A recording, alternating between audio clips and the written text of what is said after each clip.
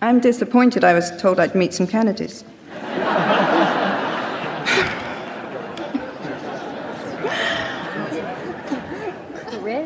You should know that among the British, being forced to watch a film in which people say how great you are is actually considered cruel and inhumane treatment. We are a people of the firm handshake. If we're feeling particularly effusive, we may say, well done, but that's generally followed by something like, you bastard, in case the recipient becomes inappropriately giddy. And I'm feeling very shaken, honestly. And I'm going to try and express why I feel so emotional about this award. And I'm going to try and do that quite briefly, because no one wants to hear from Nancy Pelosi more than I do.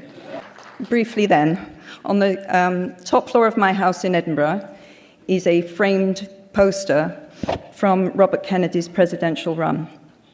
And I bought it from a memorabilia store in DC during my first ever Harry Potter tour in the States. And I bought it, of course, because Robert Kennedy has been, since my teens, one of my greatest heroes. We overlapped on this earth for only 3 years, so I know him by his legacy and by the many biographies I've read. Robert Kennedy embodied everything I most admire in a human being. He was morally and physically courageous, and like Churchill, I believe that courage is the foremost of the virtues because it guarantees all the others. He looked beyond the invisible but powerful boundaries that can insulate people of privilege from the rest of the world. And he looked into those dark corners where poverty and discrimination and injustice breed. He was a man of both empathy and action, and he brought about real change, and he continues to inspire people beyond the boundaries of his own country, and I'm not sure we can ask much more of any politician or indeed any human being. Having said all of that, I do understand the very human desire not to go poking into too many dark corners. As you've just seen on the film, I experienced that feeling myself when I saw a picture of a small child screaming through wire in a British newspaper, and I went to turn the page. Now, I'm not usually very good with dates or counting, as anyone who would like to check the shifting numbers of house elves at Hogwarts can confirm. But I always know exactly how long ago it was that I saw that picture because I was pregnant with my youngest child at the time, and she turns 15 this January. I was very ashamed of my impulse, and so I turned back and I thought, if it's as bad as it looks, you have to do something about it. And I read the accompanying article, which was by an undercover reporter, and it was bad. And so I knew I had to do something about it, and I began writing letters, and then I met many experts in the field, and that led to the founding of my NGO, Lumos, which aims to end child institutionalization. Thank you. I think it isn't widely enough understood, as Roger said on the film, that 80% of the children living in so-called orphanages worldwide have at least one living parent. Research shows us that even well-run institutions have catastrophic effects on child health and development. Statistics show us that 1 in 5 will have a criminal record, 1 in 7 will enter the sex trade, and 1 in 10 will kill themselves. We know that many institutions are hotbeds of abuse, and we understand that parents are pressured and sometimes even tricked into giving up their children on the promise of food, healthcare, and education that they know isn't available anywhere else in their communities. Now, I've often been asked why this issue, and my answer is there are few people on earth more vulnerable than a child who has been taken from their family and hidden from mainstream society.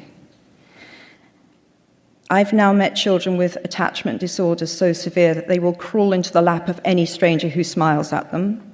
I've seen profoundly ill children lying 3 in a bed with minimal human contact and no stimulation. And I've stood in roomfuls of babies who've learned not to cry.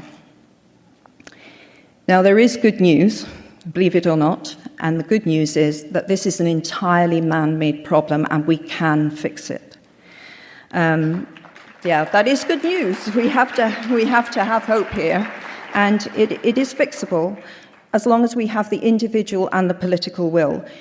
Incredibly, it is cheaper to support children in their own family than it is to warehouse them in this way. And most importantly of all, the outcomes for children are hugely improved if they're brought up in loving family care, and that includes foster care.